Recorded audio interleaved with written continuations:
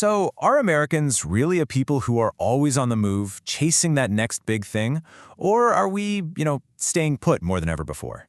The answer, and this is the interesting part, is kinda both.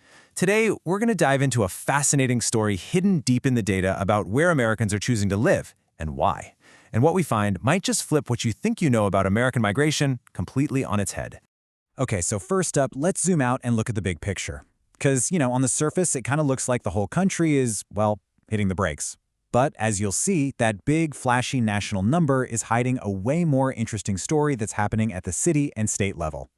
Yeah, when you just glance at those top-line numbers, you can't help but wonder, is America's long history of growth and movement really just grinding to a halt? Is the country actually slowing down this much? Get this, 0.2%. That's how much the U.S. population grew back in 2021. I mean, that is a historic low. It really paints this picture of a nation that's just stopped moving, stopped growing. But here's the thing, that number is, well, it's pretty misleading. It's all tangled up with international migration, and it totally buries the real story, which is what's happening inside the country's borders. When you look at how Americans are moving between states, between cities, that's where all the action is, right? And that brings us to what we're calling the Great Regional Reshuffle.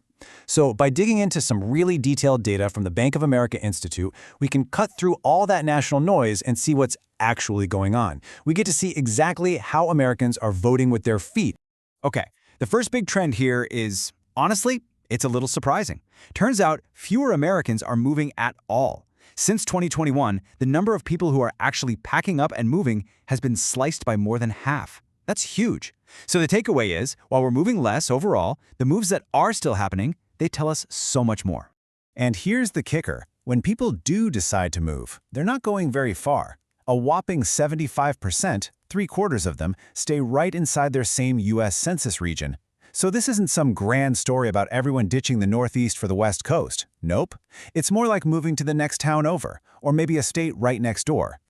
So why the short hop moves? What's driving this? Well, it really boils down to two big things: affordability and lifestyle. People are being really strategic about this.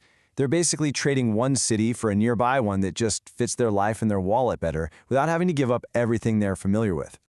Okay, so this chart right here, think of it as our roadmap for the next few minutes. It lays out the net population change for major U.S. cities, plain and simple.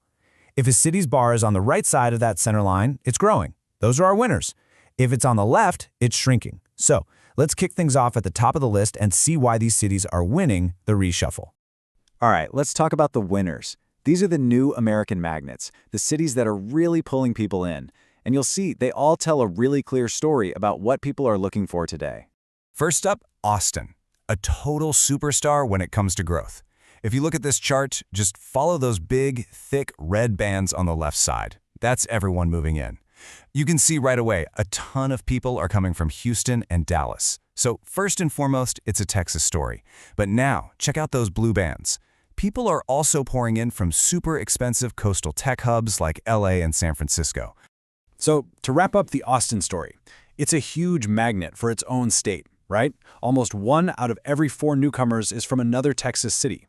It's also really come into its own as a major tech player, creating this two-way street with cities like San Francisco. But here's the twist. Even Austin is getting pricey, which is actually pushing some of its residents out to find the next affordable hotspot. All right, next up, let's head to Denver. It's a perfect example of what we mean by our regional crossroads. It's pulling in people from expensive cities all across the West and the South. We're talking LA, Phoenix, even Dallas. And it makes sense, right? People are drawn to that mountain lifestyle and the fact that it's still a bit more affordable than the coasts. And then you've got Philly. Philadelphia's story is maybe the clearest example of this whole regional reshuffle. Just look at that massive blue band at the very top of the chart. That represents a whopping 27%. I mean, more than 1 in every 4 people moving to Philly is coming from New York City. They're clearly looking for some relief from those sky-high costs, and Philly's just a quick train ride away. Okay, so we've seen where people are flocking to. Now let's flip the coin and look at the other side of this, the big hubs that are actually losing residents. So where are they leaving from, and more importantly, where are they headed? Let's start with Los Angeles. It's definitely losing people, but the really interesting part is where they're going. If you look at the outbound flows there on the right, you'll see the top spots are places like Las Vegas, Phoenix, and San Diego. See, people from LA aren't abandoning the West. Not at all. They're just looking for a cheaper version of the same lifestyle right next door. And the numbers really back this up. Almost 2/3, 64% of people who move out of LA stay right there in the West. This is not some mass exodus across the country. It is a regional hunt for affordability, and that hunt is leading to a net population drop of about 0.8% year over year. Okay, now let's circle back to that Philadelphia story, but from the other side, New York City. Because while a lot of New Yorkers are making that short hop to Philly, this chart shows an even bigger trend. Get this. Over 45% of the people leaving the city are heading south. They're basically following the I-95 corridor down to places like Miami, looking for lower costs and, a lot more sunshine. And that brings us to Miami, which might be the most fascinating case study of them all. You see, Miami acts like this gateway to the South. It pulls in tons and tons of people from the Northeast. But, and this is the key, it's also a revolving door. It loses even more people to cheaper cities right there in the South, like Orlando and Tampa. It's this wild in-and-out dynamic that gives Miami the steepest population drop of any city on our list. So, okay, we've looked at all these different city stories. What does it all mean? What's the big picture takeaway here?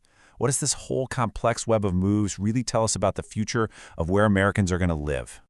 Well, it means the whole story has changed. For years, the conversation was all about a national reshuffle. People making these huge cross-country moves. But what the data is showing us now, loud and clear, is that the big trend is a regional reshuffle. It's all about smaller, more strategic moves inside a familiar part of the country. And, this quote from the Bank of America Institute just nails it. At the end of the day, it's a really simple but powerful push and pull. People are getting pushed out of places because they're too expensive, and they're getting pulled into new places that promise affordability and a better climate. And all this leaves us with one last question to chew on.